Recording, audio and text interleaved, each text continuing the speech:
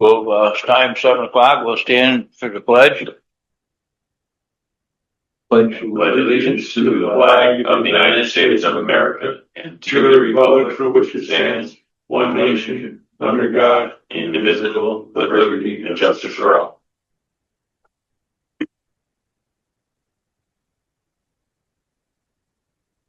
Amendments to the agenda. No, sir, none for me tonight.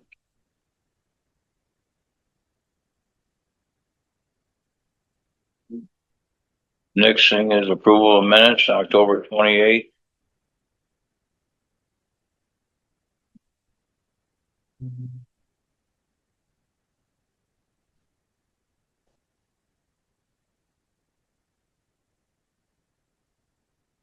I'll make a motion to approve the minutes as written.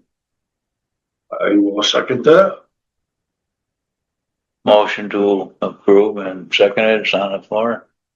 All in favor? Aye.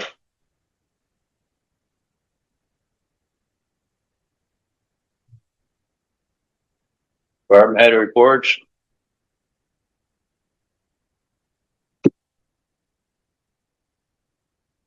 You got me today. I got a text from Nate just a few minutes before the meeting started. He wanted to let the board know the public works have been out cold patching the holes in the road. They've also been out grading some of our dirt roads. There was a little bit of moisture out there, so they were able to get at those. They were up salting at about 3 a.m. this morning because it was a little slick.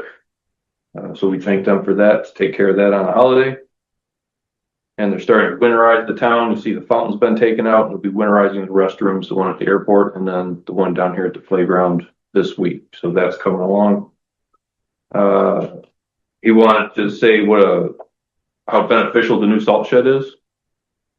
It's working out really great for him. And he says the truckers come in and it's much easier to get the loads that they need now where it's located instead of that old little wood shed that they had over at the other facility. From the police department, police had over the last 2 weeks, the police had 3 arrests,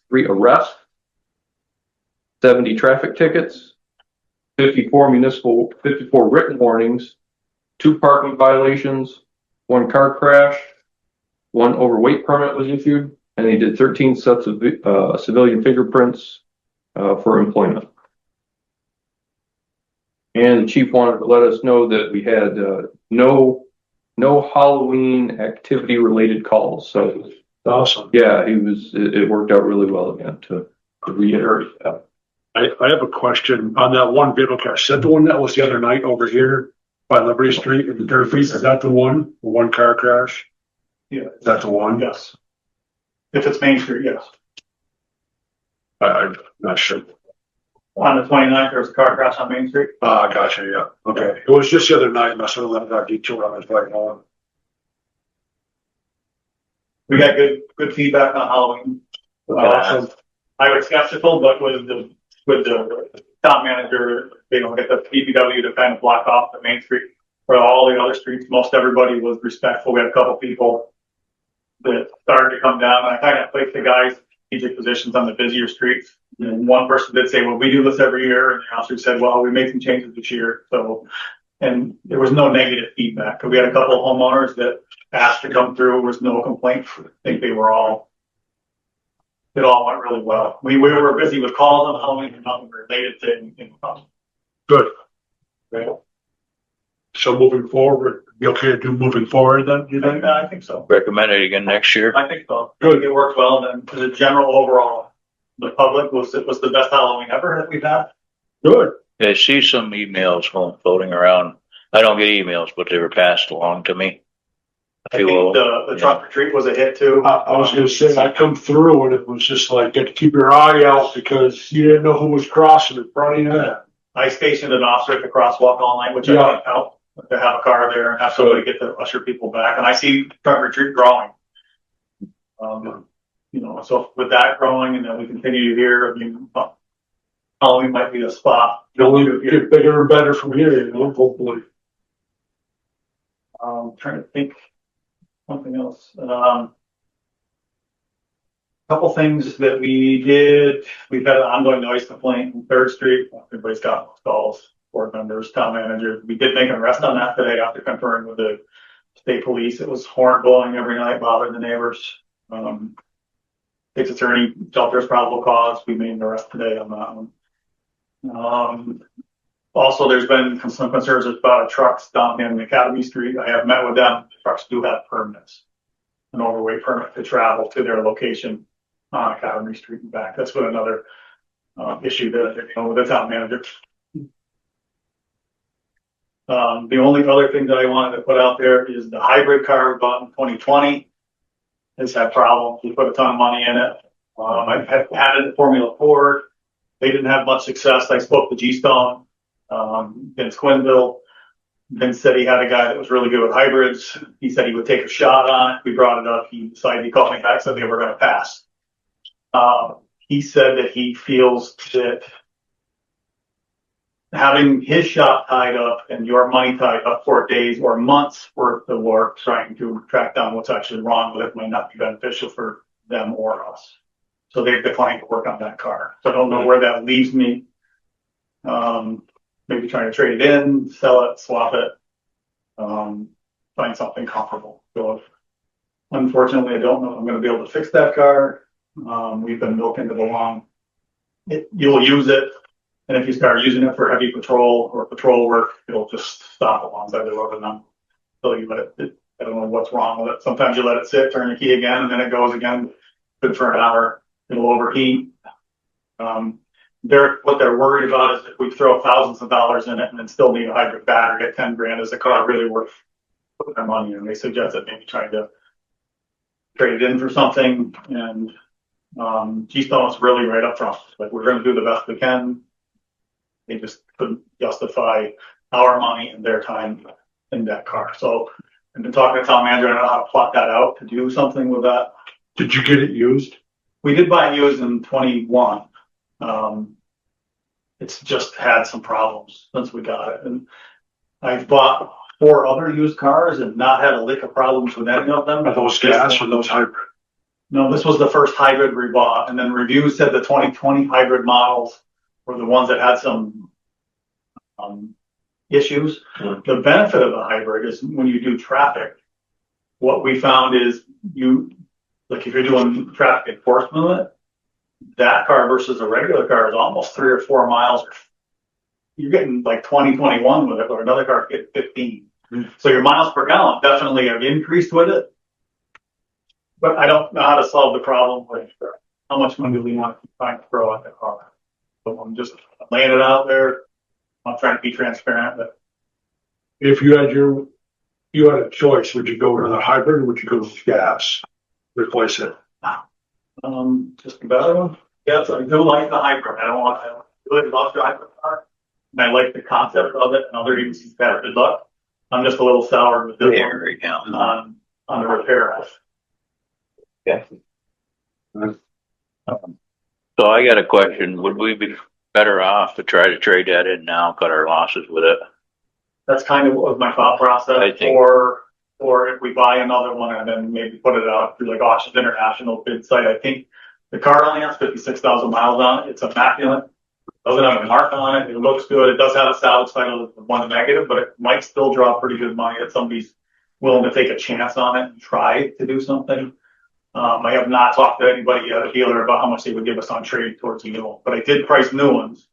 Brand new car is around between 45 and 48 with nothing in it. My thought process, if we were going to buy a car, either new or used, we'd buy the identical car because we would not have to buy more equipment. Everything would just literally bolt from one to the next one. That would save us, other than the installation costs, it would save us, if we switch to a Chevy, having to buy Chevy console and Chevy lights, this would be an identical swap of stuff between the two. But presumably a different model year, since you said that particular year. Yeah, I'd like to get the same car, but if we could get a 21, 22, 23, 24, and they have not changed. 25 is the same body style. They have not changed yet. I did look at a couple companies. One company out in the Missouri area offers new cars. They do leasing, and you can do municipal leasing and not pay till next year. They're about between the 45 and 48. I have not If not, got a call back from local to see what a new car would cost. Upfitted cars, brand new, that car is gonna be 61 or 62 turnkey, other than radio and lights or radar. But again, I'm not opposed to buying another used one. We've had good luck. I found one in Wisconsin for 19,000. It's a 21 to 50,000. So there are options out there if we choose to buy another car. I'm I don't want to put any more money in this one. I'm hoping to get it back and just milk it up to the school a little bit if possible, but it's just not healthy. So again, if we could move that sooner than later and try to get something back out of it, because it is a nice car. Mhm. But Yeah. food for thought. Do you need anything from us tonight as far as to do get some research, get all your figures in line? I'm not in a position to buy it. I don't know what we have for money yet. So, or how, if we do want to get one, do we go new and lease? Do we try to buy another used one? That would be a decision you guys would make. I am okay either way that you'd be interested in doing. And I'm not here to force the issue to buy a car tonight. I just got that news. I talked to Joe on Friday that said they're not going to work on it. I think if you get some stuff put together for us and you present it with us, I think we could possibly look at it. Probably give you an answer. I mean, I don't know if we can get it done by next meeting. Just I get a better idea than I can get. well, the sooner probably the better for the company's sake and then town's sake too. Right. So How many miles on average does the department put on each of his vehicles every year? They average between, I'd say 15 and 18. If you're out and doing patrol, you can push the 20, 21 miles. But like the last new car we bought was mine in October of 17. I have 97,000. So we've done pretty good from when in service, say 18. So 18 to now is 7 or 8 years. That's the last brand new one we bought. We bought used ones. We've been very fortunate. The other two that we have are great. when do you typically want to trade in the ones you have? How many miles before you're like, okay, we have to really think about getting it? Well, when I first started here, at one point we started buying a new car 3.5 years. And then I found it cost effective to start buying used cars when the prices like, so my car was 23,000. We'll just say 18. It's October 17, but we'll say then, but the prices now for the same car, to buy a new car is 45. We used to put away 10,000 a year. It worked great to buy a $20,000 car. You can buy 20, still leave yourself 15 and start building for the next 3 years. But the prices have doubled. They don't give the discounts to government like they used to. Okay. So as far as your question, when we get rid of them, a lot of times when we get done with a car, they're close to being done, and we've sold them for $3,000 to $3,500. That's kind of the average disposal. But the last car we got rid of was an 09 Impala, and we got $3,000 for it that we bought in 2015. So we typically keep a car 8 to 10 years. So you get your money's worth more or less. I think that's all I have. If you want me to put them out of the road. Okay, stop it. And do it. Okay, I just want to tell you what, we started it without Chad. Yeah. Well, that's where I was. We were right there. Department head reports. Is there any other questions for the town manager on his department head reports?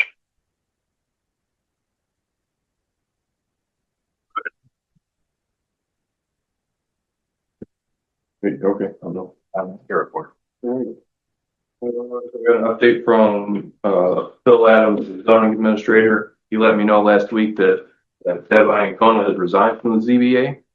So we'll be looking for a new member of that board. My desk, we were trying to get South Main paved this year because it's a little ruddy on the sides, on the edges, but we just didn't have time. The paving company, they were backed up until right now. So I don't like to pave in October, certainly not this deep into November because of the weather we have. So that paving will not happen this year.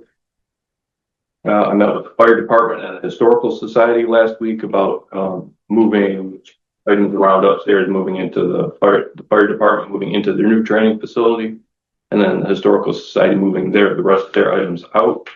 And everybody's on the same page now, and I'm moving forward with that. I need to get an update on when they're going to move for the fire department, so I don't have a timeline on that yet.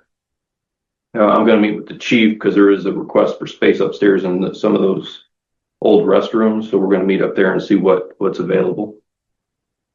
I'm meeting with Terry later this week and speaking with MVP. We're going to roll out the new insurance plan. It is time to sign up for insurance. It's that time of year. I will be getting information out to staff and anybody that has insurance to let them know what the plans are available. Everything is very comparable. It's actually the costs are, and it's the reason we're moving is because it's a little bit cheaper for us and for the employee. So that's coming down the pipe. We want to thank our police chief and then the Rutland Police Department. They donated, look like 10 pretty nice tables and maybe 30 or 40 chairs upstairs for when we start using the second floor. Yeah, it looks like almost brand new stuff. So you can't go wrong with that. I attended a crime intel meeting, and the commander advised that they had put up some new televisions on, it's a really nice room. And he said they were going to be getting rid of the furniture because they had bought new ones. And I asked if we could have them. He said, "You send the truck over, you can have it all. And the tables move and they fold, so you can have the table lean back and have rolling chairs. They're not ripped, they're not marked. Pretty nice." Called Joe and we got right on it. That's great. Perfect. Thank you. Thank you very much. Thanks a lot. For the town hall renovation, again, we really need to thank Mr. Wilson. He's been installing those ceiling tiles upstairs on the trim work, and it looks really great. He's done a fabulous job. I met with the state inspectors for the MERC program, the program that paid for these AC units. And they came and did their inspection, took some pictures. They're pleased with the way the progress is going. In fact, we're the first municipality to reach the halfway milestone. So we're ahead of the game here in Rutland County. I did requisition that $1.6 million for the water line program. Television, so that money should be coming. They said it takes about a month to get here. So this is why we like to do things in a timely manner. Sitting at 1.6 million, it can slow things down. For the Skyline project, that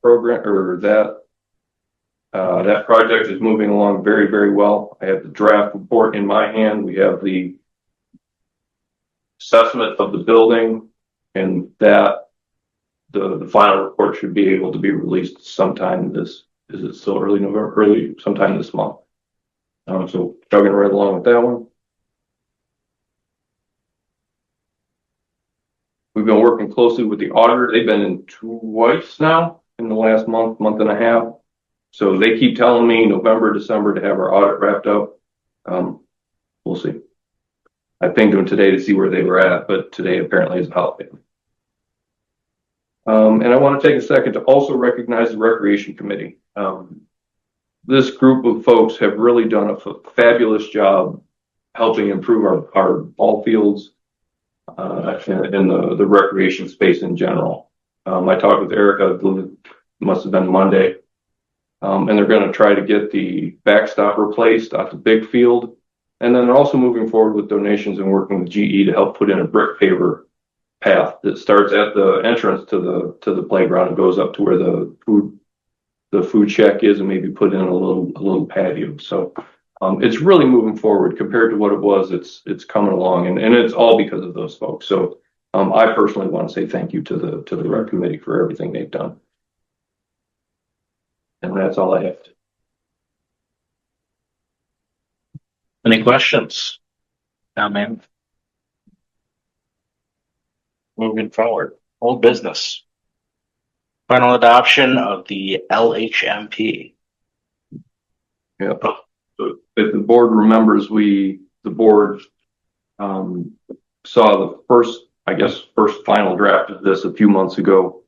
It did go to the state. The state had some comments. We had to re-notify, I think it was Whitehall, that we had done this plan.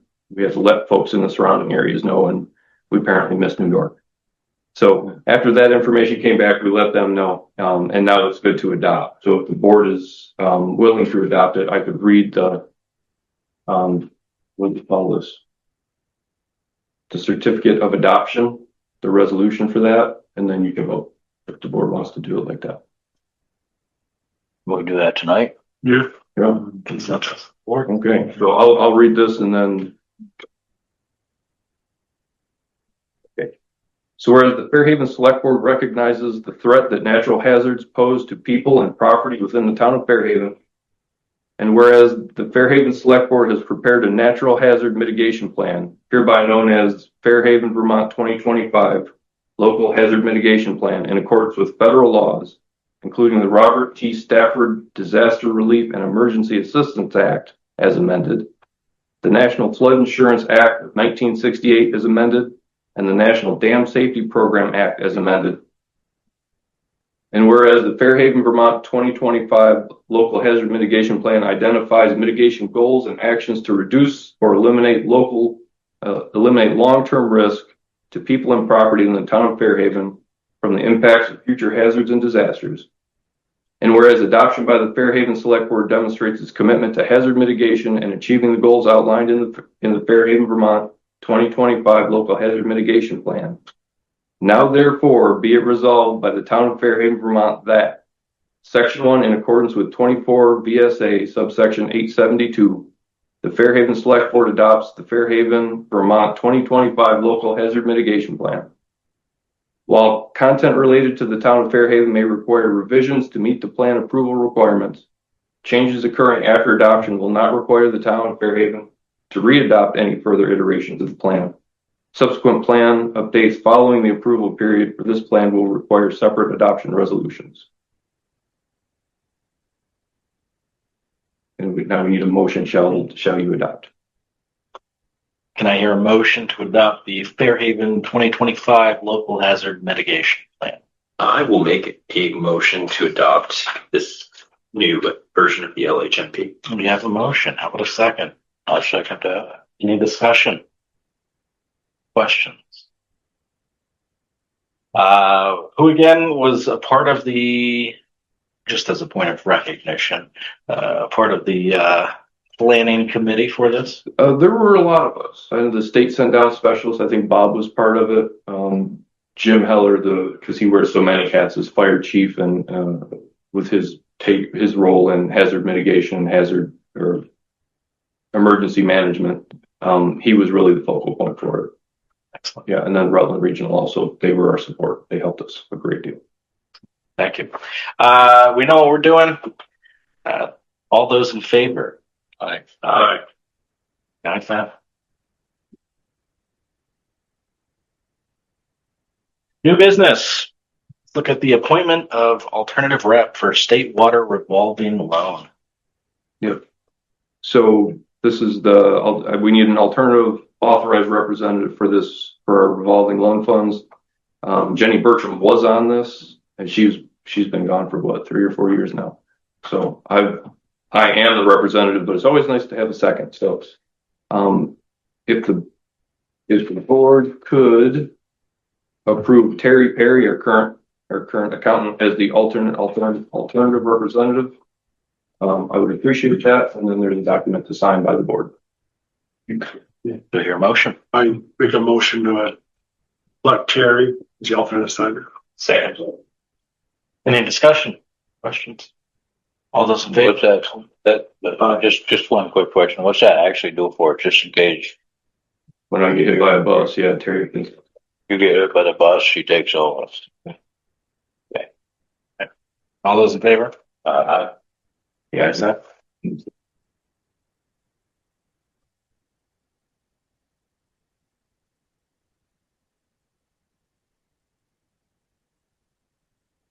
Budget review.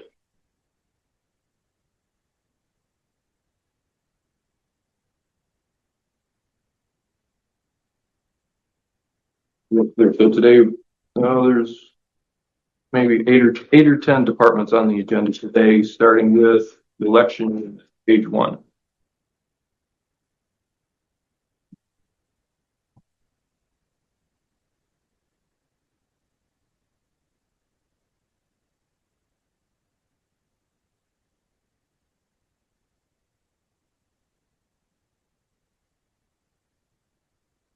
We'll follow the same format. I go down, if there's any questions. And we have some representation for help us with any questions that we might have, so.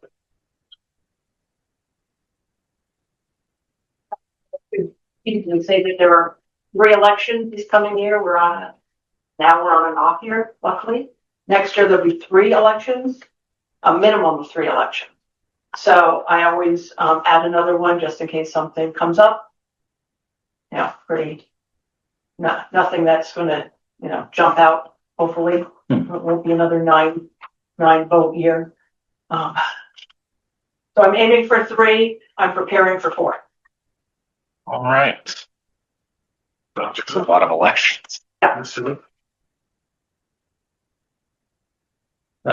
then include all the school elections. The school elections they pay for. They pay for. If there's another election, I bill them. They pay for. They pay for all the postage and anything else that goes along with it. My time, my workers' time, everything. The election day expenses, is that a new line item? Is that why it's Could be. yielding out as an error? Wait a minute. Let's see. The only thing that we broke out more specifically was since I've been here, the board has paid for lunch. Usually we get lunch and we might get a soda, we might get a bottle of water. All my workers are there from 9:15 till 8-ish. They're straight through. So Is that volunteer time or? no, No. minimum wage, so close to it. I'm just curious, that's all. I mean, I was just wondering. And I will mention to just to keep it in the back of your head, with a reappraisal in the works coming up, a lot of towns who are involved in that are now upping that pay for justices to get paid because there's going to be a lot more work on a year when there's a lot of grievances. So you might want to put that in your back of your cap that, sometimes it's hard to get people to run for these offices. And if you're looking at 50 or 60 site visits and hearings and reports, you may want to consider, because our DCA has never gotten paid to do all that extra work. And most towns are kind of moving towards that. Up to now, it's been volunteer, correct? Yeah, but it's going to be, anytime you hit a reappraisal, you're looking at a good many hours of service. This is only if people question. If they grieve their assessments and they take it to the PCA, it's a lot of work involved. Okay. How many election workers do you have on average during the? There are 4 that 2 on the in table, 2 on the out table, and someone has to stay with the tabulator at all times. Is that the voting machine? Yeah. They call the voting machine the It's a tabulator? Okay. Yeah, that's a tabulator. Someone has to be with it at all times. So there's me. So there are 6 of us. 6. But I think Keith's question, the program voting machine line, I don't know, is that referring to the tabulator alone? That is, yeah, we have to pay to do the town meeting voting, that they come and set it up and clean it and do all that stuff. And it's a whole thing. That's an outside programmer that comes in. Yeah, somebody comes in from the company we deal with and make sure everything's running correctly. And they also do the tabulators, the ballots. That whole company does the ballots. Ah, gotcha.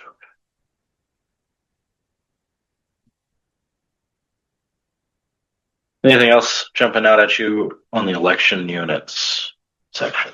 All right, moving on. Town treasurer. So in looking at my proposed budget, I don't want to change the bottom line amount, but my focus was to increase the assistant treasurer's salary. So instead of an increase on my line, leave it at $6,900 and put the $400 that I'm requesting and put that to the assistant treasurer. So instead of the $600, $610, I would like that increased to $810.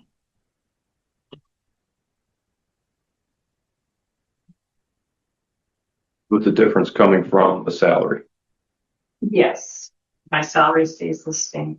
at 69. Yep.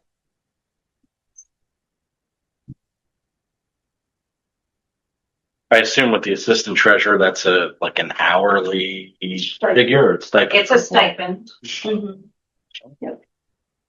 But we legally have to have an assistant on all of the accounts. And there are times when I go on vacation and she steps in to make sure that people get paid, or if a check needs to be signed unexpectedly or something like that.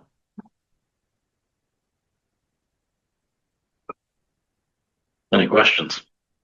No? No, that was pretty straightforward. Move it along. Listers.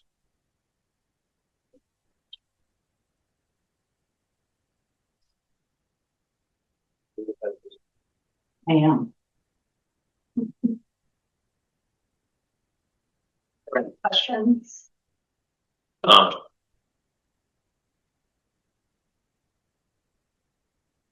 why have we opted to And again, decrease the salary this year? I will remind you that this is the year that we'll be looking at for the reappraisal. So that I'm sorry. cut is based on my cut, and we were using the last 3 years average.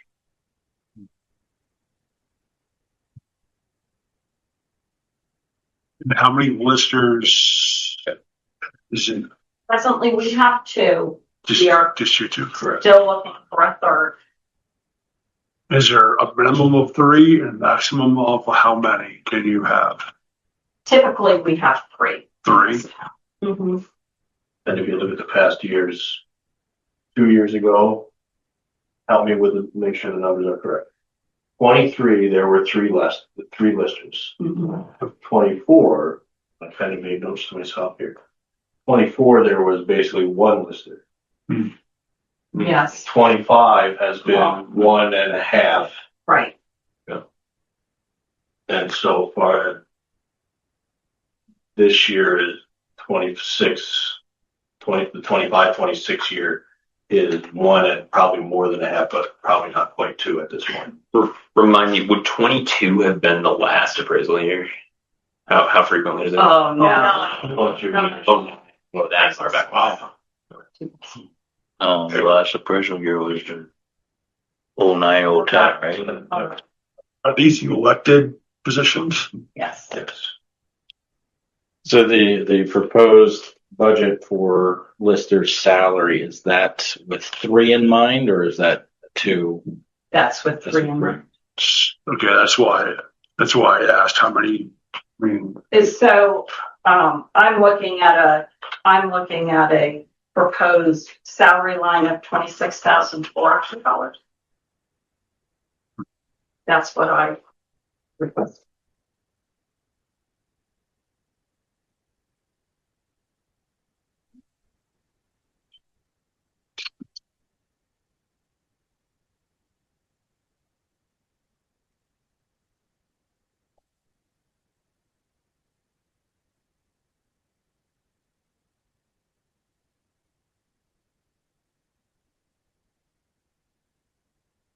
Are we? I'm getting the impression that's different than what's in front of you. well, it says listers highlighted, but it only says $20,000. I reduced that number to 22. So I reduced that number to 20,000. But did you just ask for 26.4? Yes. Yeah. So help me figure this out. You need 26.4. Town manager put it at 20. Why is there a discrepancy here? Well, So you charge me, because I'm the head lister, to come up with a responsible budget. Mhm. And a responsible budget to me would mean that we would need money in here to not only cover our bills for any equipment or any services that we need, but also a salary line that would pay 3 people to do this job that we're supposed to have. And the 3,700. Well, they're not even. Okay.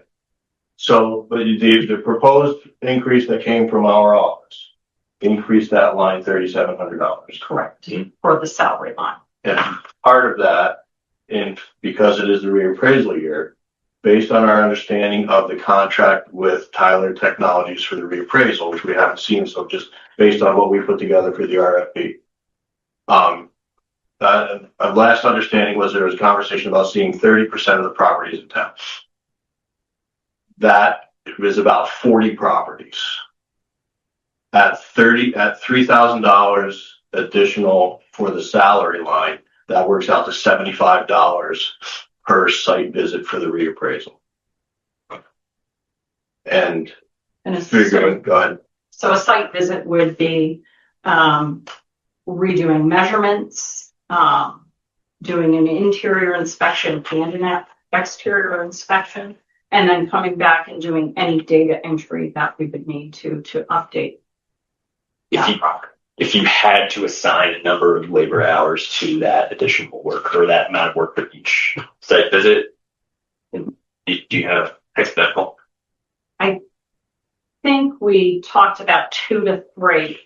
The site visit would be 2, at least 2 of the listers going, and that takes about an hour. But then coming back and doing, like I said, the data entry, we don't do that together. That's one person doing the data entry, but we also have to both look at it at the end of the day and agree that that data entry has been done correctly. No, And that's just on the site visit data entry, just so that part's clear. now are you talking after this Tyler Technologies appraises, or reappraises everything, and somebody has a issue with it, you folks go back So out? this is going with Tyler Technology. Oh, you're going with them. Yes, Yes, and that's Not the all. way the RFP was written. but some of them.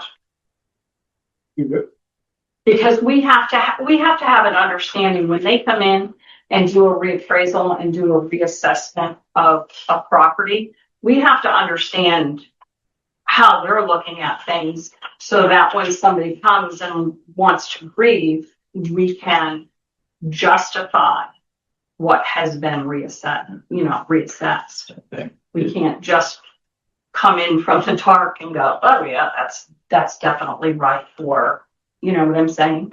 We have to understand. Yeah, you have to be They're getting to. you have to be in the daylight, not in the dark. Yep. Yeah, Is the lister position a stipend as well, or is that hourly? it's hourly, Okay. and we have tried in the past, and I still strive for it to, divide it in 3 so that someone can come in and, you know, I mean, I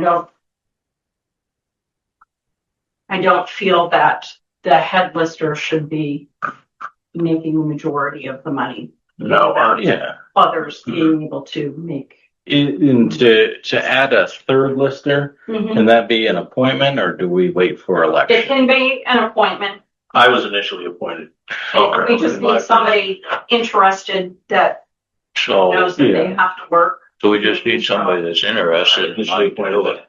Re-elected, so it can be an appointed. Yeah, my only thinking around that number is that's 3 from the start of the budget. Are we gonna have 3 listers for the duration of the budget cycle? You know, and that's my only question. Is there some room if we're down a lister to appropriate something different with some of those funds. But I think if it's 2 or 3, the amount of work that needs to be done is the same. okay, yeah, Do you that's need, fair. Yep. in order to have this company come in, do you need all 3 of you to get like the job done correctly, or can both of you, if you don't have another lister by then, can you both do it without the third person? Or We can, okay, it's just a lot more work for both of you though. yes. Yeah, I think foundationally, the amount of work to be done in both the visits and then the clerical work, the data entry, we don't want to have to pay Tyler to do the data entry because they're going to charge a lot more than the listers are going to charge to do that data entry for the other, 1,100 or however many other properties that aren't visited. There's still the clerical work and data input that needs to happen for that part. So we're talking about, visiting 40 or maybe 50 properties, but the rest of the parcels in town, there's almost 1,300 parcels in town. All of that clerical work needs to be done also. So they won't visit every property. Correct. 30%. But they reappraise every property. Correct. So how is that reappraisal done if they don't visit? Just a drive-by? Or just whatever is on the paper, they just update it? Or how's that work? Advanced statistics. I think that's exactly. I think just like doing a poll. Now, do they decide who they go to, or do you guys go, well, let's go up this side of town, let's go this side of town? How do they decide who they're going to pick and choose? Honestly, the first properties that we would like to go to see would be anyone that works elected in town. So we'll be looking at the 5 of you. They'll be coming to our house. Nobody told you about that part, did they? No, they And so start there, and then hopefully the word will get around that people will want to have. It would be nice to have more than just 30 property owners want their home inspected. It really would, because 30%. I think yes, because I think that you get a truer number in Well, a truer assessment. That's kind of what I'm having a problem with here. How is it a fair assessment if they don't really check it out? I guess that's why there's the grievance. Right. So as I understand it, and none of us were here, Danny as a former lister, none of us were here in this position in 2009. As we understand from Tyler, everyone in town is going to get a notification that the reappraisal's coming. And we're going to depend on the responses of people from that who responds that we can come to their property. Am I correct in that? Yes. do they. So it's kind of going to be it's going to be a sampling of the willing. Okay. So that's present when it's being done, Yeah. the homeowner. Yes. Bob, you look like you had a question. Well, just point, first of all, you got an election coming, so you might be able to get another lister. Yes. Okay. Yeah, that's good. And I was gonna ask the same question about how the 40% figured out, so we got that answer. That's a neat statistic. Right. Yeah, but I don't know. I don't know how the 09 one, I thought that the 09 one, if I remember correctly, was, the professionals did the businesses, and the listers did the town. Business and farm up. And farm. And the 3 of us listers. Now, you didn't go out to all homes back then either, did you? We did as many as we could. We started out and worked our way in. We knocked on doors. We left business cards. We sent letters. We had a pretty good response, but in the end, people came in to grieve, and we said, we did get into your house. We'll set up an appointment. I don't want you to come in. I remember. You've lost your chance to grieve. It was So, a lot of reasons. yeah, and we did get into a lot of houses, which helped. Yep. Yeah, this was a different time. And Jill, the So- 30%, Yeah. as I understand it, that was a minimum number put forward to Tyler. 34 or 40. Yeah, they rejected that number. Okay. They rejected that number, or what, on what grounds? Why did they reject it? They said, and the other companies, which is not part of the budget discussion, but the other companies had said that no company and none of the companies would guarantee a 30% entry rate. Just Really? because you're relying on homeowners to say, please come into my house and let me possibly raise your taxes. It is a personal It is. preference too, you know, nobody wants you, strangers walking through your house. So what, Then we can't grade if we don't, if somebody. You can agree. The first step would be that Tyler Technologies would like to come in and inspect your home. But if they don't, If you say no, then that is your preference. That's And your your prerogative. decision. But you. You're gonna get punished for not letting them in your house. If Less. you let your You're house punished. out like that, you will be reassessed. And then you have the right to grieve then. Right. And that grievance process involves part of the DCA, the justice of the peace, the select board and the listers coming and doing a site inspection then. At that point in time, if you decide you don't want those people coming into your home to do a site inspection, then you have lost the right to grieve. And whatever the value of the property is the value of the property that would hold. So, So just bringing it back yeah. to the budget, I think it'd be good to set up like an info session. As we Oh, get closer to. Yeah. Oh, no, and that's part of the RFP with Excellent. Tyler's. Yeah. That's part of their plan to do communication and community awareness Yeah. and like you're talking about. Yeah. with respect, sorry, Budget? yes. If I'm correct in my thinking, it looks like you're going to come in under budget for 2025 on Lister's salary. Is that likely? Hopefully. Okay. I mean, that would mean that we wouldn't have, as in grievances, that we wouldn't have, You're talking about from now till June 30th. yeah. Oh, okay. Yeah. I just want to clarify. That's Is funny. that what you're asking about? Are we No, looking at being under budget? That we between wouldn't now have a and lot June of 30th? site inspections. I mean, No, that makes more sense. I don't know the future. Yeah, that depends on the grievance process prior to the reappraisal. The reappraisal is scheduled to begin, as I understand it, July 1st. Gotcha. In the next budget, and that's the budget we're talking about. At this point, The listers are on target to hit their. Yeah, we're at 42% expended right now. It's all right. Be about that. yeah, that sounds. So we're looking at a number that says 20. We're hearing 26. What's the board's? I'm inclined to say we should raise it given the amount of additional work that we can expect during the appraisal year. Mhm.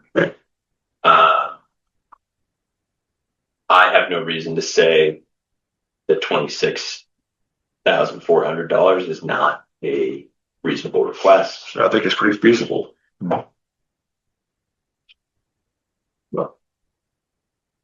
Rich? Let's do half of it. Let's split it right down the middle there. So 23,200. Yeah. I mean, it'll help them. Next year, if we're behind, we can do some correction. I'm just looking at the actuals from 2023 and seeing that we had 24,670 for the lister's salary that year. And we can reasonably assume there was less work done in that year than there will be in 2027, the appraisal. So might we go up a bit? So 24, 24, 5, I mean, 25? 25. With 25, yeah. Yeah, I'm inclined to agree with 26. 26. Okay. What, Is I 26.4, just call it what they're asking. Again, I try to be very respectful for the budget and No, the I'm not salary. saying you're not. It's a guess on my part, so it's a guess on your part, and I understand, but I would think that it would be easier to have a little bit of more of a cushion and to have some left over than to really be, trying to find money Again, that's to what, pay for the work that needs to be done during a reappraisal. that additional cost, the $3,700 really just looks at if we do 30% of the visits, that's $75 a visit, which if that might be a little easier to wrap your brain around that. And kind of, does that seem like a reasonable amount? It'll be a lot of work. No, we realize it's a lot of work, you know. We're not That's disputing. the problem. The problem I have, and I think everybody, even you folks have, is taxes. I mean, you're all taxpayers also. Yeah. You know, we gotta, Works like minimum taxes. In all reality, I think letting the people in, they're worried about the taxes going up. So anybody that's doing any kind of work to try to better their place, just for the looks of it, are nervous about their taxes going up. And I'm not in the business. So we're talking about two different things. yeah. We're talking about two different things and need to be very clear on the two different things. The two different things is we're looking at the assessed value of the property. And you're talking about the tax that you pay. If the assessed value for the property for everyone goes up equally and the budget stays the same, the amount that you pay for your taxes relative to everyone else should stay the same. Okay, That idea of the pie, Thank you. right? That's thank you. right. It's my assessed value is my section of the pie. Just trying to wrap, No, I understand. trying to wrap my head around that. It's very confusing, and trust me, this is my third year, and I'm just beginning to really wrap my head around a lot of this stuff. But we're talking about two very distinct things, Keith. The assessed value is one thing. The tax that you pay is different Another. Okay. because of what the budget that's passed. All I was thinking is Yep. they're gonna come Yeah, in, they're gonna get my taxes up, and that's not what I'm Yeah. No, they're probably going to raise the assessed value Okay, of yours and his. And the more tax base we can create, And if that raises No. equally for everybody. it'll Okay. help everybody out. all right. No, thank you for clarifying that, Jack. I Yep. appreciate And that. that's a key piece of the community awareness that we need to make sure people understand. I think maybe we should have an open forum somewhere. I agree 100%. Totally, to ask questions like I just asked, so they all get clarification, like I just got clarification on it. We will. Thank you for that. We need hotels and stuff like that. Yeah, More I'm business, totally in agreement with More that. business. We spoke about that before, all that kind of stuff. but Any other questions on the listers section? I'm sorry to drag on so long. I just wanted to. Do you feel like you could get good with I can get to the 26 for. Yeah, I understand. I really do. I'm just looking out for everybody. I really am. We all got to do the best we can, you know? We're doing a good job. The budget office here.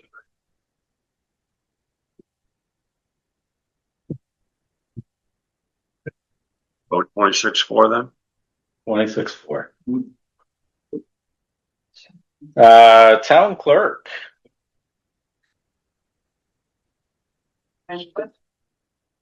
Pretty basic. Nothing has gone flying up. I asked for a 3% raise. I'm keeping the assistant budget the same. We're still in the process of switching over from one recording system to the other. They have finally gotten my 8 years of missing, scans of our land records. I stopped paying them all together, and it's amazing. A couple months later, they got them all up. So, but now I'm in the process of trying to close out with one company and switch over to the other. But the long and short of it is this new company is saving us quite a bit of money. So is that under machinery and equipment? That's under meetings and dues. I think that's what you put it under, Jeff. Dues and meetings. Yeah. So that's gone down. Everything else, I think, has stayed about the same. Looks like it stayed the Stayed same. the same as last year, according to my paper. That's because we thought we'd be there, already. So you want the 4495 then, is what you want for this coming year? Down there. $4,495 is what's listed. 4,000, yes. Yeah, it was last, October that, I came to you and asked us for the contract with the new company. At that time, we thought we would be all switched over by January. And here we are a year later, and I'm just now to the point where we're trying to get one ended, but that's, of course, the new company has to come in and extract all the scans from one program, put them into another, and that's why it didn't change. So, but this one will, for the next 3 years, we have a contract. They didn't change it. They could certainly have, because, you know, it was a year out. But for the next 3 years, it'll save us some money. Next 3 years, they will charge us the same amount of money. We're in a contract for 3 years. And that we signed last year. And when I finally got back to them and said, I realized we're a year behind, they said, we're going to hold everything for you. We're not going to increase any of the charges that we quoted you a year ago, which was very nice of them. And the extra cost, of that will just come out of, my, what I use for the vault. And that restoration fund, that'll come out of, because that's a couple of like $20,000. And that'll come out of that account. It won't affect the town's budget at all.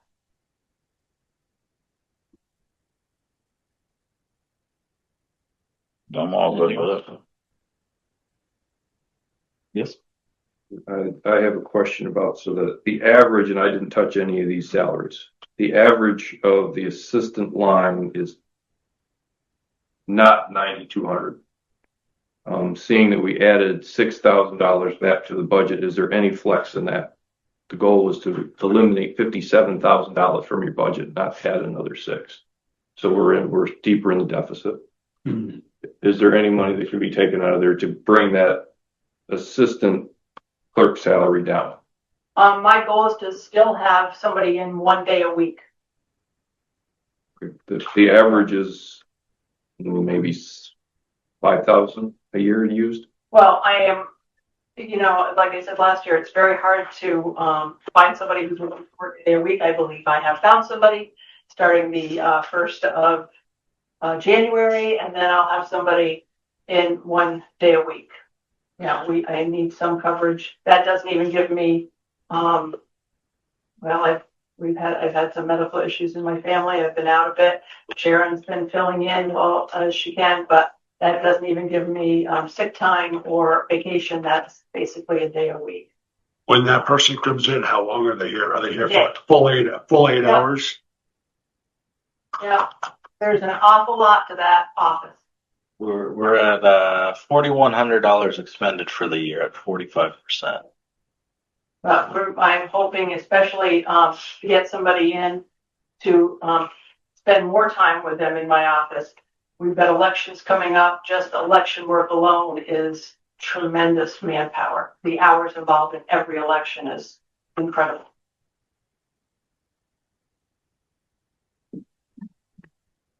I mean, we're going to be on target for about 9,000 for this year. I don't That is certainly my goal. see how a reduction would really help us. And ultimately, we could reduce anything and that'll help us get to a number that we have in our minds. It's not going to help the town if something happens and you don't have someone to walk into that office.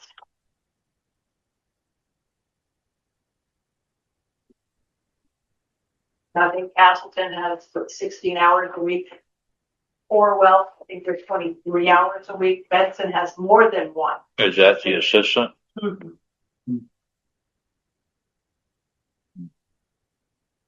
I'm just asking for 1 day.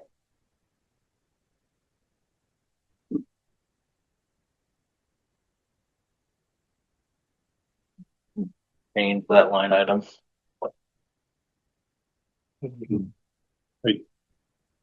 This is also our first pass. Right, so Okay. we're gonna look at it, So, all the line items again to see where. so we're talking 52 weeks a year, Yeah. 1 day a week, that's 52 days, we're paying $9,250. Does that sound right? In this proposal, With that number last year, in this proposal, I was asking for more because I wanted someone to be able to come in if I was gonna be out for an entire week. Or if something came up and I had to be out for longer than that. so you're shooting for 1 day a week, but you want to build in a little extra just in case. That's your goal.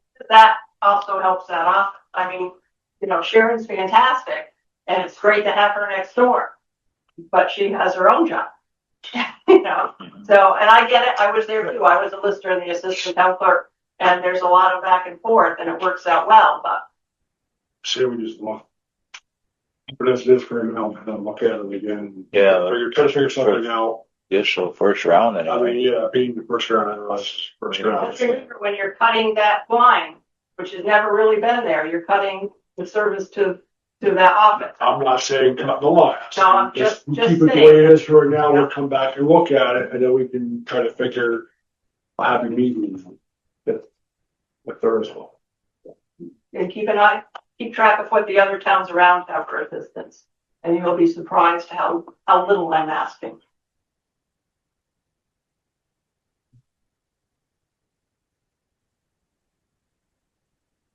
Hearing no change, let's move on.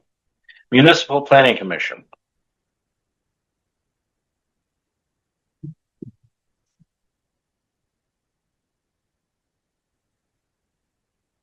Don't think we changed anything. I think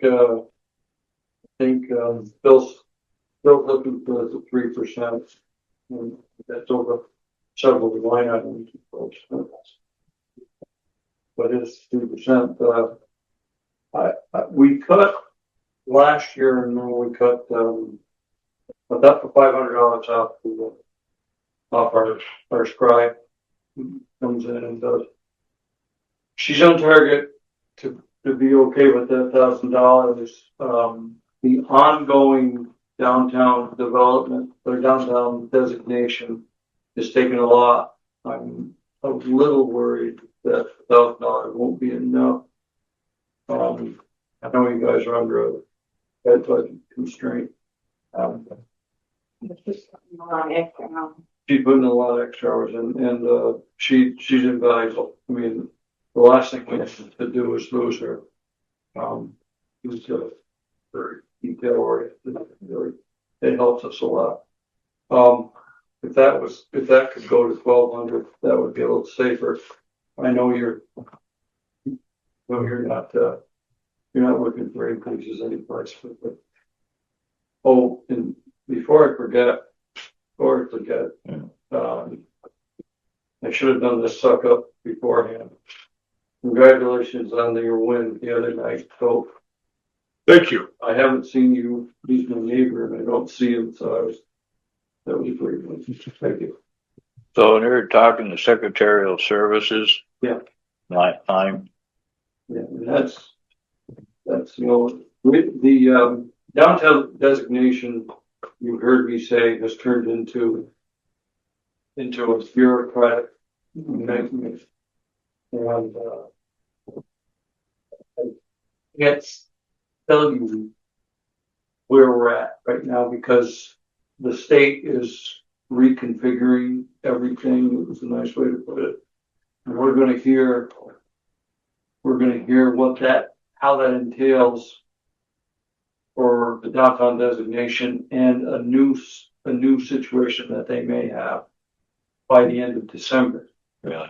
So we're not even sure how much of the work we've done so far is going to translate to the new system or the new designation, or they may keep the designation. I don't know. We don't know. It's pretty frustrating. What we thought was going to take 6 months has taken 1.5 years. And we thought we were just about done. Yeah. And now they say, no, there's a lot more to do. And what, And it's different. yeah, and what happens is every bureaucracy that's involved with the downtown designation. So the historic, the overall person who deals with downtown designations. We send them what we think is a finished product, and they send it back with their corrections in there. Okay. So what we're finding is that our 2.5, 3 hours every other week is fully involved in that. And, somebody, if we were a rich town, we could have somebody that did the legwork for that all during the week, then we'd be fine. We'd be there. But so we're doing it by ourselves. And it's turned into a lot of work. And if we didn't have the Rutland Regional, we'd be in worse shape. But then again, we've also run into a little bit of the Rutland Regional has the guy they have working for us he had more duties than just us, obviously, and so he's been stretched pretty thin, and so we've suffice to say, it's very important that we have details, and Jenny's our detail person without any question. I see that you're under budget already for that. Yeah, we're asking Jenny to bill more regularly for just that reason. Because that number scares me. Yeah. That she's only billed that much. What she used to do in the past is just wait and bill at some time. Never any question. I trust her implicitly. I mean, she's not doing anything except doing it when it's convenient to her. We've asked that she does, and I think she has. I think the town accountant has asked her to do that, and so I talked to her, or I sent her an email this week asking if she felt she was comfortable with that number. She didn't get back to me, so I'm assuming she is. But we are under budget, and I know I'm just scared that we won't be. And the other fear that I have is when we get this new definition of where we're going in December, at the end of December, all of a sudden we're going to have a whole bunch of backpedaling and hurry up quick stuff that we're going to need her help with. So it once again is a predict the future thing, but I would say that the downtown designation won't be done before this budget starts. So I think, if you keep it at 1,000, we'll keep her under 1,000, or at 1,000. But, if you can bump it a little bit, that's great. And I know we don't have to make the decision now, but just keep that in mind. Is there any room to cost shift from advertising? That's another good question. It's been a fairly slow year for permits, and the permits we've had haven't needed site visits. That can change in a heartbeat. Yeah. So I wouldn't dare do that. The other thing that we have in the budget, I'm sorry, I left my phone home. I never do. But so I'm not looking at the budget, but Phil wanted me to make sure to mention that he puts a few $100s in his budget for to use the color copier. That is the town. It's already there.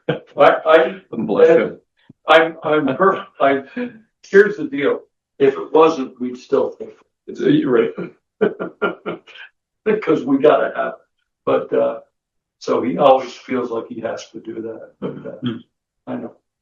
Anyways, we're not asking for more, but we'll let you know sometime in January, when you guys are finished with the budget, we'll come in and tell you what we gotta do now.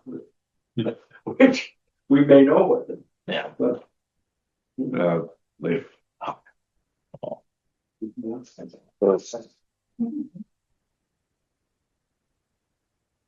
It sounds like we probably should leave that the same for now. Yeah. That's, yeah, that would be, Yeah, that's, I guess. it's under budget now, and she's either being very generous or hasn't caught up yet. Then Yeah, my thinking is it could be small changes that we have to make. It could be big Right. changes. At least on the listers going up, we know we have a reappraisal. Right, right. That's just, It's gonna cost. yeah. Yeah. But you have a 30% is that right? Well, Good luck. We shoot it. We shoot, like to. we're going to put out a budget that's most appropriate for the town.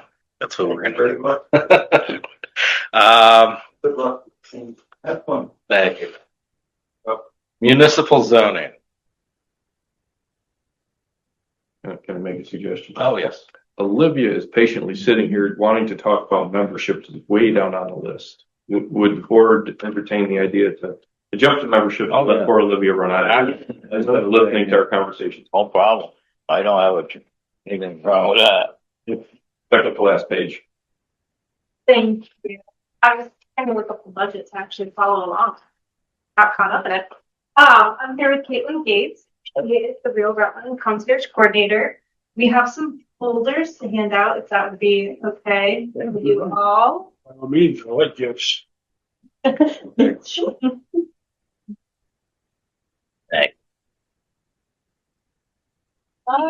Thank you, ma'am. each year we like to come and talk about the Real Rutland program and what Cedar is up to. I feel like there's some new faces and maybe an explanation of the Real Rutland program would be good. Is that? Yeah. Okay. So the Real Rutland program is, well, I'll start by saying that Cedar, the Chamber of Economic Development of the Rutland region, is a county-wide program. So we represent all of Rutland County. And part of it is our regional marketing initiative, which is Real Rutland. So in that initiative, we are trying to attract people to Rutland County to move here, fill those empty jobs that we have, and contribute to the community. So what our work is to attract people and then connect them with Caitlin, the concierge coordinator, to help answer those questions about moving. We have a lot of people interested in relocating here from Texas. They don't know what home heating fuel is. There's no tires.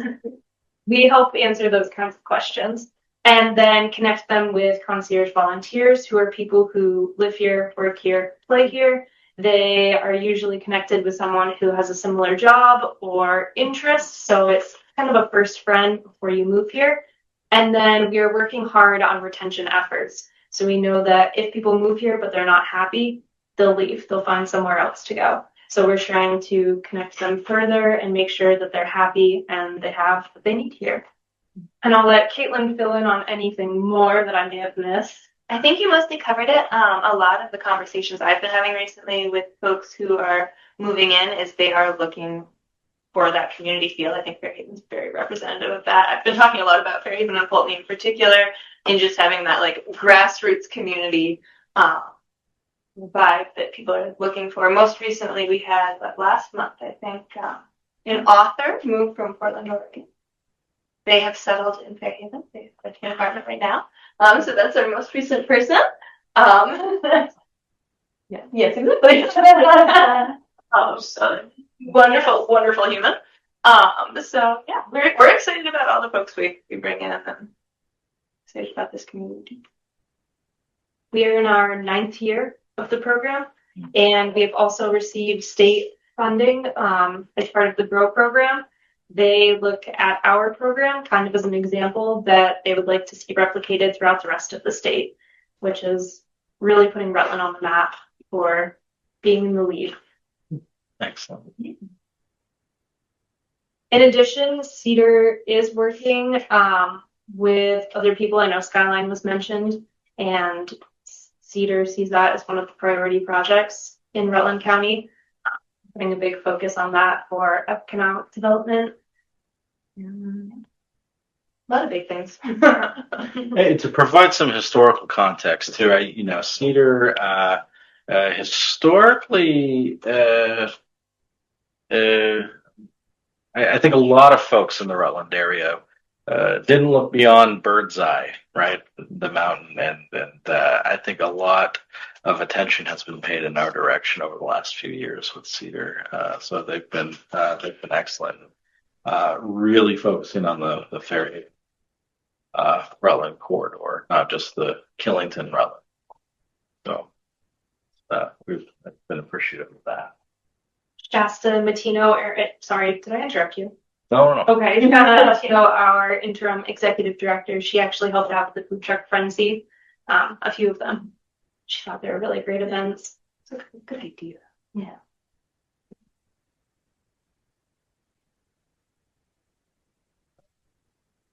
So with that being said, I cut that line 0. Yeah, now we're up to 63,000. We need to cut out of the budget to 3%. Adding another 1,000 will increase that number. Glenn's gonna come back. What the heck happened? Yeah, it's the next 2 meetings are going to be a nightmare.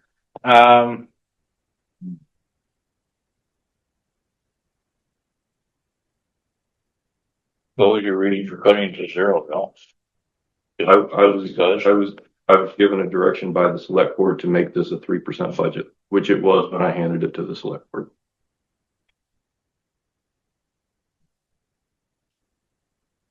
So maybe you already said this, but the ask for the promotion budget has, by all appearances, increased. Or no, I guess it's kind of gone back and forth between $1,000 and $500. Yeah. Did you already address this? I'm sorry. We did not. If you can give $500 again, that is absolutely appreciated. Anything, if you have to cut it, but you can still contribute, we absolutely understand. I think the ask has remained the same, but our willingness or ability has varied. I have a question. When people look to move, are they looking to buy or rent? It's a really good blend of both. I think it depends on, usually I think like established families with multiple kids and 2 adults often are looking to buy. A lot of people lately, the last 2 or 3 months, I would say, has been rent heavy, but it does change over. Say, if I'm correct, I do know there's quite a few houses for sale still here in town. I didn't know if those have been brought to their attention or looking to rent. I don't know what there is for rental. There's some really good rentals actually. Okay. Right now, like budget friendly rentals that I've been picking to people in this area. More than just the person that moved here looking? More than, yes, yeah. Are they looking to make Fairhaven a home? Yes, absolutely. Good. Definitely. Well, Definitely on their minds. That was one of their cited towns in the beginning. Chief. Just an idea, if you're interested in supporting what they're doing, but leaving it at 0. Could you look at this year's budget in a line item where you might be able to cut a check to them on a current budget cycle? So if you look at sometime in January, instead of waiting till July, you look at what we have for the month. Find a line item that's appropriate, cut them a $500 check, and then you're leaving that as 0 budget, but you're meeting both needs. Do we even have that? That's just a good thing. We're kind of trending in Are you up for donations? Like, maybe put it out there like for accepting donations to this and this. Yes. the Rutland Humane Society, and this is tied to it. We have a membership to them. Is that related to animal control, or is that out of the kindness of our? A little bit of both. They'll accept animals. So the dog officer doesn't handle cats, so I handle cats. And if I get a stray cat, I run it up to Humane Society and they manage it. I was just looking at it. Well, so typically what has happened in the past with Cedar Promotion is when we couldn't afford the $1,000, we dumped $500 in it to continue the support, because Cedar does support Fairhaven pretty strongly. I remember this conversation we had last year. and we were at 500. Last year we bumped to 1,000 because of all the good things that they're doing, and they are doing good things. There's no question. I recommend we put at least 500 back there, for now, and then maybe a final we revisit. But you know, Are we able to at least maybe split the municipality 250? Yeah, you can do that if you want. I mean, it's better than nothing. I mean, or we could just do the 500. I mean, it's keep them both 500. Or I've met both of you. My name's Laura. I'm the chair of the economic development here in Fairhaven. And so his Ann works with us on the committee as well as Chad. So we have worked with Shasta, and I know Simon pretty well.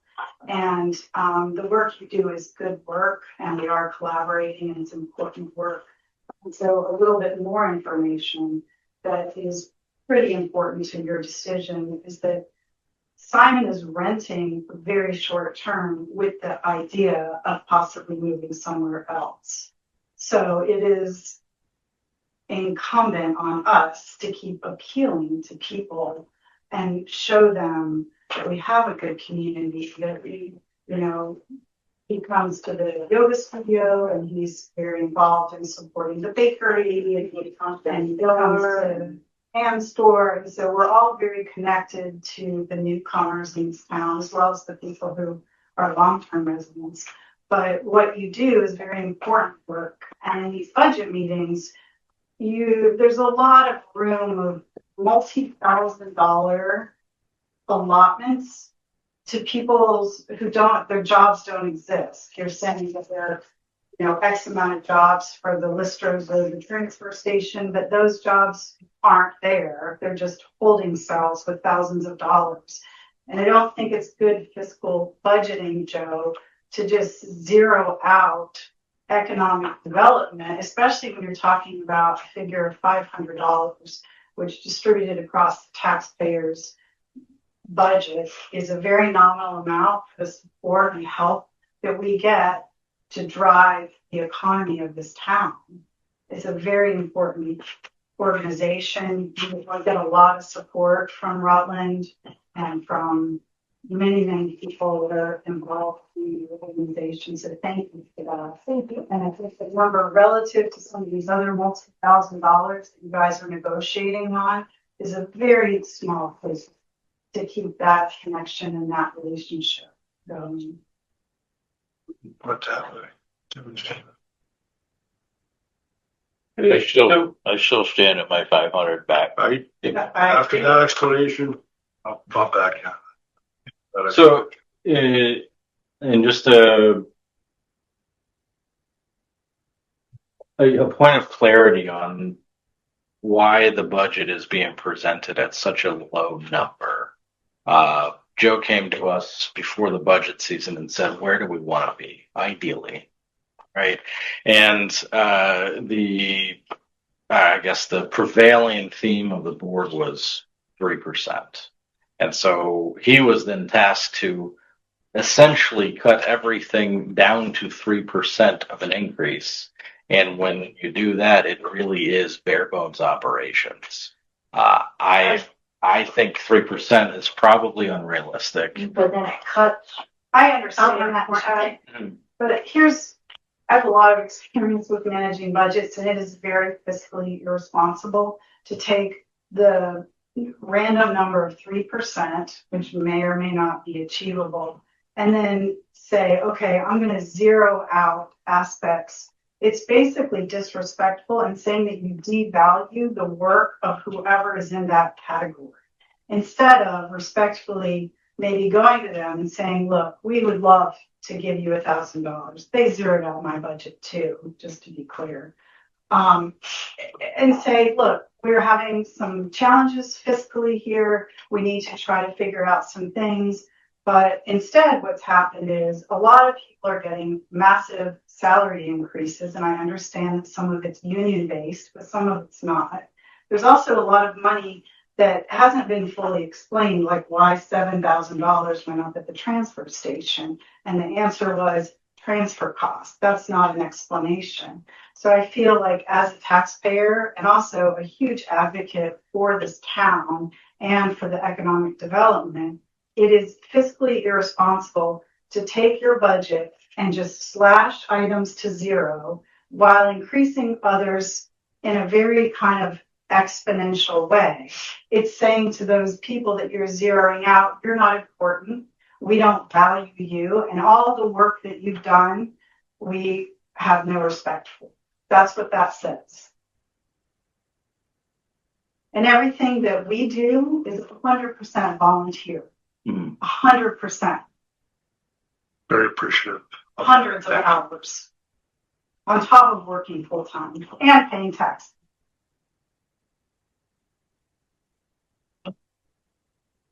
Well, I certainly appreciate your volunteerism. Absolutely. That's why I said thank you. I mean, that's sincerely thank you for what you do. Thank you. But doing this in this fashion, you will lose the volunteers because not only are we doing it for free, hundreds of hours, but then you're also saying, you know what, we don't really care. Instead, we're going to put the money toward all these other things, which I agree are very important. But you're talking about tens of hundreds of thousands of dollars to do all kinds of things in the town, and there has to be a balance. There has to be a balance. Otherwise, okay, great, we have a bunch of paved roads. Guess what? No one's coming. No one's staying. I mean, honestly, it's like, I understand the roads need to be maintained. Of course, absolutely. Houses need to be maintained. Everything has to be paid for in a certain way. But to create that huge variation of, well, we're just going to zero out these guys and we'll go ahead and, I don't know, maybe you need 6,000 more for the listers, but maybe not. That is not the way to do a budget. It's just not. So If I ran my budget like that, I would have gone out of business 25 years ago. So it is all, I mean, the budget presented to us is really a starting point for us to look at. I understand. And we're going through it line by line. And some items might remain zeroed out, and some items we'll look at a zeroed out line and we say, let's put something into this. It's the painstaking nature of getting to argue with these guys. I think we give every line item an honest look at the end of the day.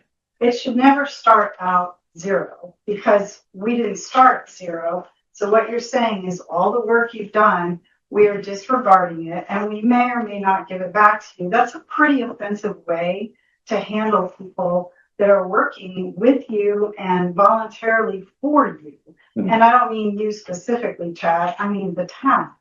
Instead, look at the budget, and there's a lot of people, I've been sitting in these meetings, who don't actually have all the numbers hashed out. These are theorized numbers that they're presenting and saying we need. We need because we need a person one more day a week, or we need 2 more people to hire, but yet they've gone the whole year without those people. So this is nothing to say that those aren't needed positions, but now that money is in a holding cell that, for crying out loud, $500 and you're holding $10,000 for jobs that aren't there. I hope they are someday, but they're not right now. So come on, like that's not the way you do the budget. You don't zero things out. Wait, have everybody come in and say line by line what they have, what they need, and take away some of this buffer. There is absolutely no buffer in this budget. It is 100%. I was at 99.09% spent last year. If you want to talk about trying to get things done in a small community who will vote your budget down at a heartbeat because they don't like the way the police chief's dressed, that's how it operates here, Laura. There is no buffer in this. I hardly can pay my staff. I haven't had a pay raise in 4 years. You're making a huge salary, Joe. So I'm making $58,000. I am the lowest paid town manager in the state. Hold on. Hold on. I'm the lowest paid town manager. I'm the lowest paid town manager in the state. They didn't have the position. The ones Laura. last time, the transfer station, the jobs Laura. weren't there. I'm gonna bring this back to budget talk, right? We can have a conversation, offline about the philosophy of budgeting. I'm neither agreeing or disagreeing, with the philosophy of it all. But in the interest of, not devolving, in this meeting and staying on task, let's get back to the budget. So what is the board's, what's the board thinking on the Cedar promotion? 500 is what I heard. I'm at 500. We should try and keep at least 500 At least. understanding, of course, tough cuts are going to have to be taken down the line. Not helping us in meeting that goal that we set for ourselves at the outset, but At least hopefully we can find at least a minimum. Thank you. Thank you for your time and consideration. Thank you. And if you have any questions or need anything, both my card and Caitlin's cards are in those folders. Feel free to reach out. And you're doing a meetup at the Hoffman Moose this week, right? Yeah. Yes. Well, so kind of. It's not us hosting it. Okay. We have been invited to it. It is a couple who moved here through our program. Oh, This okay. week. Yes. Literally on Saturday, they moved in. And they were at our mixer tonight, which was why we were late. I'm sorry. And we will have another meet and greet at the Maker Space on December 3rd from 5 to 7 o'clock, which you're all welcome to attend. Thank you. And where's that at now? That is, 112 Quality Lane in Rutland. It's right by Coca-Cola. Oh, is it technically Rutland Town? It is Yeah. Clarence? Yes. I think what you do is not in the Rutland. Out from Colorado, right? You're back to where it is. Call back. Yes. You want a pen? Well, thank you again. Yeah. Have a great night. Will you be offended if we step out? Oh, no. Right. Thank you. Thank you, ladies. All right, let's hop back to, page 3 for, municipal zoning.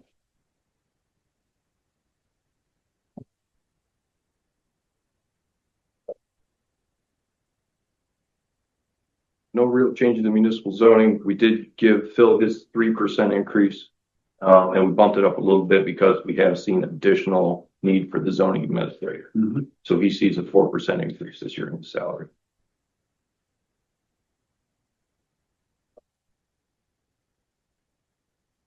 And that's hourly. That's not stipend. That's based on. That's hourly rate, yeah. Yeah. He tracks his hours and he's spending more time in the office. It's because there's more zoning, work to do. will that zoning work translate into more tax base eventually here? So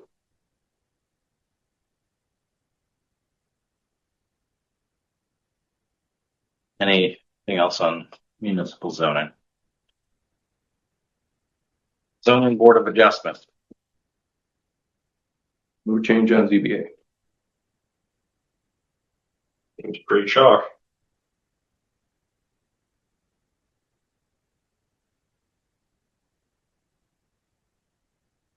Streetlight.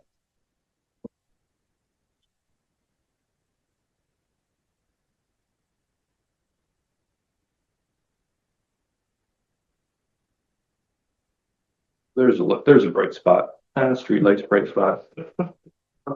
Yeah. So the last few years we've been working with, the solar company. And we got a 10% reduction because we get solar energy. But we weren't really sure where that was gonna land with our budgets, but I think we can safely cut at least $2,000 out of that first line. And we should be okay. So 23,000 out of 21,000? Yeah, Is that what you're saying? let's bring it back down to 21. We do have the new light in the park that they shouldn't generate that much more of a cost. Okay. But I don't want to overrun it and then end up sitting in the negative. So Is we can cut a little He bit. should be pretty cheap. Is that power generated from the field up by the transfer station, or is that? Oh, Yeah. Yeah, they pay us $9,000 a year to use the space, and then they give us a 10% discount on our electricity, which includes some of the electricity for this building. Is that a pretty fair even swap, Joe? The 9,000 that we let them use our space in 10%? Is that a pretty even swap, do you think? Does that make out? No, they're paying. They pay us Oh, so plus okay, they give us 10%. my bad. I misunderstood. Yeah. I'm sorry. Sure. Where are the security lights? Where one of those? Those are some of the big spotlights that we still have in the park over here. What are you, $7,000 for those? Which, yeah, last year was 6,950. So, question in that line aspect there. Do we need them now that we have our park lighting, That was, as much? and are they? What do they actually do for us? Electricity. Anybody got any thoughts on that? That might be a way we. It lights up areas other than in the park. So. Yeah. Can those bulbs be changed to LED? Or even, can they be hooked up to solar? And that would cut out on the electrical part of it. Because obviously the sun goes down or gets really cloudy. That may, Less lighting down there because there's still areas that are very dark, especially the crosswalk. Area is very dark. That's whole. Even with the park lighting, that area is still.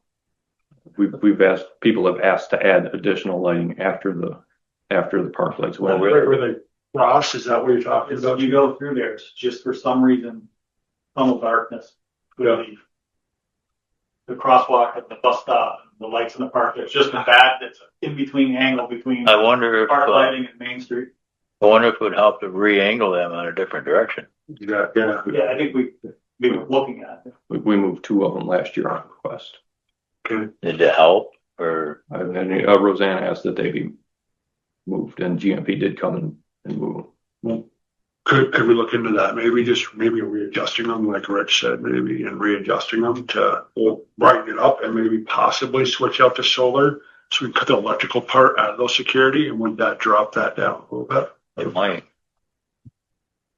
That's food for thought. I mean, it's just an idea. That's all. Man. Yeah.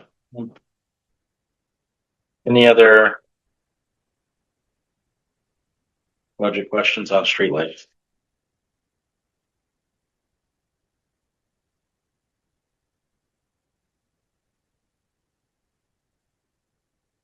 Moving on to page 9.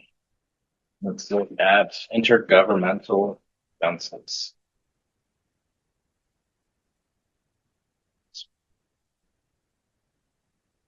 Yeah. Oh, 19,000. So last year the county tax bill was 1874. I'm sorry, 18,784. I've been trying to get in touch with the treasurer, so that number may come down. I've got to find out what the actual is, but that reflects a close approximation of what last year's taxes were. We're still got to find out what the county's going to. So that may move. Yeah. Can't argue with where it's at though, I guess. If it moves, So basically you went up 1,200. You increased it 1,200. 5,000. Oh, okay, yeah, I was thinking the year before. How come the year before was 18, then went to 14. went to 14? What was that reason? That was, so it looked like I was using a yearly average right there. Okay, But then when we finally do get the actuals, because we're doing the budget before we get to the last year actuals, it doesn't always land. So, but once we talk to the county, we'll figure it out. And he said there's a good chance it'll move. Would that be moving up or moving possibly down? I'm expecting possibly down. Okay. Yeah, All right. Well, that's the high end. That's a best case scenario. All right. We'll leave it as is until the county tells us otherwise. Yeah, I'll bring it back when I hear. Yeah. All right. we did it.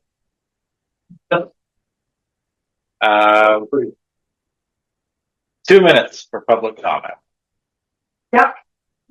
I just want to clarify, first of all, thank you, especially. I appreciate the work you're doing.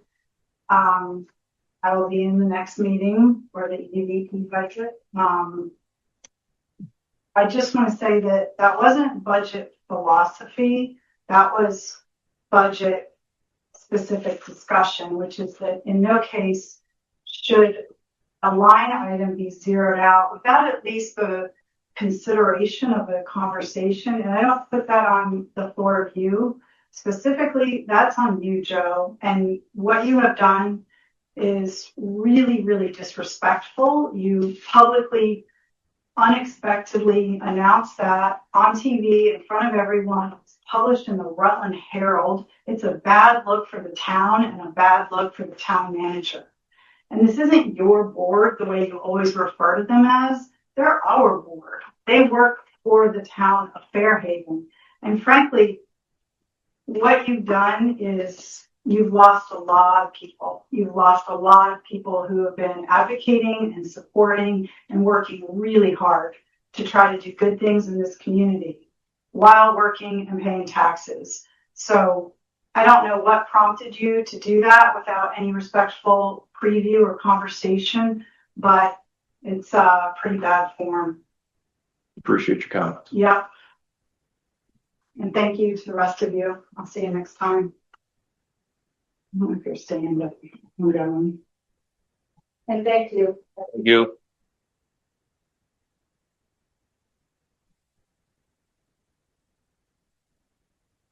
Any other public comments? Parking lot. I got no updates. I don't. Board roundtable.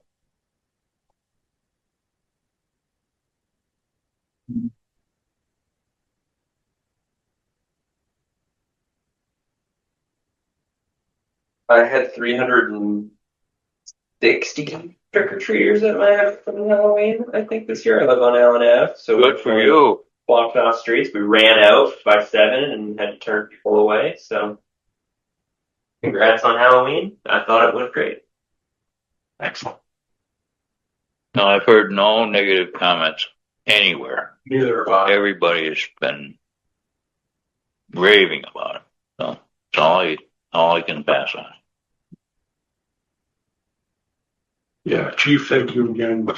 You're doing an outstanding job. And I left practice that night and drove through, and it was just right into Joe. He ran across the street and gave me some keys before I went home. But a hell of a job you got there. Thank you very much. My mind is scrambled after all this tonight. But other than that, our football team's on the state championship this Saturday in South Burlington with an early noon, 11 o'clock game. You guys are all looking for something to do Saturday morning. Sure, Chad, I'm sure you'll be there. So thank you guys for all the support. And I'm not sure about the next meeting because we're also the North-South coaches. We have practice Sunday, Tuesday, Thursday, Saturday. So I don't know if I'm able to make next meeting, that following Tuesday. So let's see, you guys are aware. Heads up now. So. Okay, I have one. Well, I got a couple things, but this one here is directed to the chief. Driving down North Main Street one day a couple weeks ago with a load of concrete on the back of my truck and trailer, don't matter what I was doing. But anyway, I got the opportunity to stop for the school buses, and Sergeant Kerber was out there, and the girl was stopping the cars and whatnot. And I sat there for a while, and it was like, I said, what a beautiful day to start my day. The kids are coming off that bus. Every one of them had to high-five the sergeant. I'm telling you, and some of these little guys weren't very high, and sergeant was towering over me. It was just, what a beautiful thing. Really, seriously, it was great to see. My experience over the years, being as a mayor for years, and then having the SRO program, and Dale does 8 hours over there, and then Corey does 40, is just my own experience of doing 4 years in elementary school. Those kids are now 35. They will call for about. So I see them on the street. They stop and talk to me about, hey, how's it going? I mean, they're starting to have kids now. So where I'm going with that is sometimes people don't like the program, or they think it's a different, because you might negatively affect 1 or 2 kids by having a uniformed officer or having a police officer. But the overall effect provides a lifelong relationships with police officers, and they get to see them not in the bad. You're 100% right. I see it the other day, and I didn't have a problem waiting there because it was live entertainment for me, really was. They were just so good to see. I just wanted to pass that on. And then going forward, I've said this so many times, but I know we need to find a way to really do a lot more of our road maintenance and not rob our men from working elsewhere. So I've talked to Joe about that a little bit. We've just got to work on that. Somehow, some way, we have to do more of our road maintenance, which will, in turn, will help us save money on blacktop and everything else.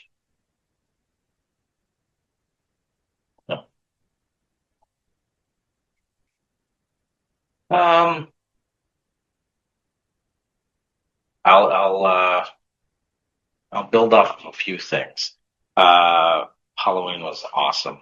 I have folks from other towns parking in my driveway, bringing their families over to do their trick or treating. Like, we are the destination for trick or treaters, which is great. And seeing the older kids engage in it too, and they're not fully dressed out in the costumes, but seeing 8th graders, 9th graders, 10th graders trick or treating, like they're doing something positive and having fun, right? Like, But players do. yeah. We all went home after practice, showered, and went out, hung out with their friends, trick or treated. Yep.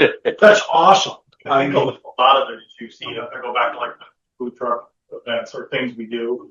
I think it even draws parents and other people out just to walk the streets and to talk to people. It's nice because there's Halloween lights and it's kind of spooky and it's dark. It's just, I think it's a nice community event that brings people out, even if they're not trick or treating, they're out socializing. Yeah. Yeah, sometimes it takes you a half hour to go half a block because you run into somebody and you stop and talk. Oh, yeah. I didn't mean to interrupt your time, but it's awesome and fun to see. Yeah. Good luck in the state game. Thank you very much. Good luck in the state game. Just a point of clarity, and I'll follow up with others individually too. But when I talk about budget philosophy, what I'm talking about is how we land on number, right? And we could approach it with, let's put everything in our budget that we want and then take things away as a result. We're approaching it from a different standpoint. I've done budgets either way, but the important piece is having the conversations to say, does this need more money? Does this need less money? Can we afford this? Can we not afford this? And whatever number we land on, I feel positive that we've had solid discussions thus far on all of the things that we've cut and that we've increased and that we've kept the same. So that's just my point of clarification on budget philosophy. And I want to say for my part, I thought your meeting was perfectly clear. Yeah. Just to go, I understand is I'm going to talk a little beating, but I guess it goes back to the argument every year with appropriations is you automatically put something in appropriations and nobody comes. So at least by this going to a zero, they came in and put their case to do that. So I guess there's 2 ways to look at that. I did explain to her the $7,000 transfer because she brought that up. All in fees, and she didn't understand it. I said, because that's just cost more to haul the trash out. Yeah. She was appreciative once I explained that to her. But again, my experience in budgets have been here for 22 years. I always try to look at a 5-year average. It may not be the best or perfect way. There's a zero-based budgeting. unfortunately, municipalities really know what your costs are year to year. Yeah. If you average $2,000 a year for 5 years, there better be a good reason why you jumped the stick. Yeah. And, you know, I'm trying to give him some props. He does look at every line item. Oh, I'm sorry. I lost my temper. You're no, all right. no, it's you. Thank you for what you do, Joe. I know it's not easy and it's a thankless job. I mean, it's, you do the best you can. I guess I want to put the questions I asked. I only ask because I don't understand something. So that's why when Jack broke it down, okay, that makes sense to me now. So if I ask a question that you think is, well, that's stupid. It's, to me, it's not because I'm trying to understand it as I'm going, because this is all new. Oh, yeah. It's all new to me. So I just hope I'm doing. Keep coming. I can tell you, I've been here 22 years. I mean, I think, and Joe's been here long enough. We know the difference between people that are asking questions to cause you problems versus people that are asking the identical question is because either they don't know and they want to learn, or they want to be able to better explain to somebody when they see people on the street. Thank you. And that's what I'm also trying to do, because I run into people all the time. I'm like, well, hold on. I can figure this out. So sometimes if I run into you, I'll ask you a question. Oh, yeah. Or vice versa, or saying, I mean, I have no problem hey, I had this question asked to me, how do I answer this, you know? Yeah. It's all new to me, so I'm trying to learn, and I'm really enjoying it. In my experience, I had that job for almost a year. It is the worst job in town. Yeah. And it does take a special person. He does enjoy it.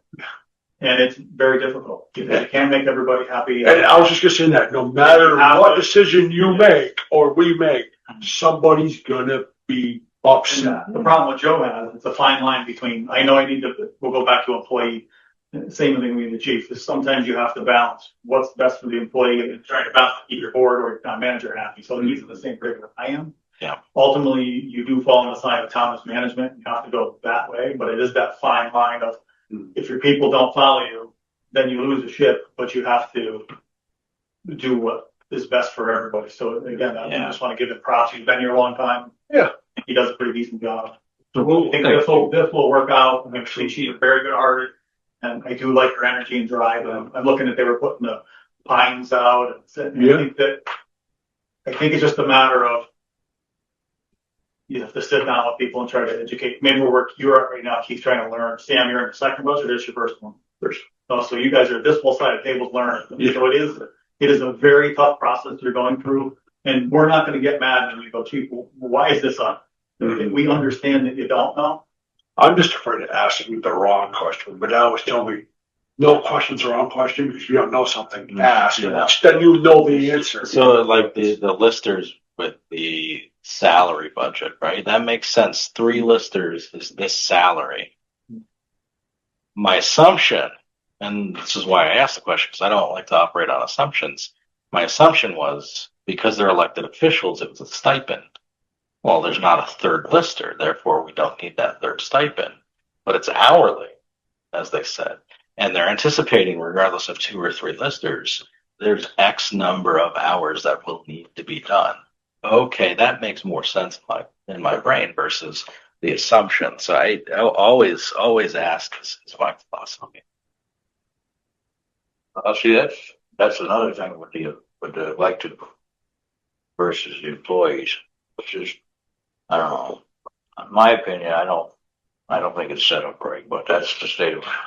And that's why I asked: are they elected, or are they just like, okay, you need another lister, find one? Mm-hmm.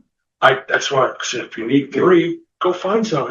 They have to be. We're still in the middle of a meeting, and this is still being recorded, just as everybody understands that. My bad. Okay. No, I'm just saying.